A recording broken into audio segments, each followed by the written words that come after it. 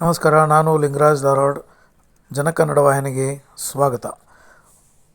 ಇತ್ತೀಚೆಗೆ ಹಾವೇರಿಯಲ್ಲಿ NWKRTC ಅವರು ಸಾರಿಗೆ ಬಸ್ಸಿಗೆ ಸೀಟ್ ಇಲ್ಲದೆ ಸಂಚರಿಸುತ್ತಿರುವ ಕಂಡು ಎಲ್ಲರೂ ಕೇಕೆ ಹಾಕಿ ನಗುವ ಪರಿಸ್ಥಿತಿ ಬಂದಿದೆ.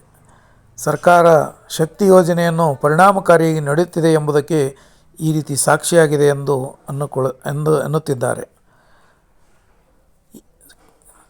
ಜಮಖಾನ ಭಾಗ್ಯವನ್ನು ಮತ್ತು ಚಾಪೆ ಭಾಗ್ಯವನ್ನು ಕರುಣಿಸಿದ NWKRTC ಮತ್ತು ಸರ್ಕಾರಕ್ಕೆ ಬಹಳ ಧನ್ಯವಾದಗಳು. ಈ ರೀತಿಯ ಭಾಗ್ಯವನ್ನು ಎಲ್ಲ ನಗರ ಸಾರಿಗೆಗಳಲ್ಲಿ ಕರುಣಿಸಲಿ ಅಂತ ಕೇಳಿಕೊಳ್ಳುತ್ತೇವೆ.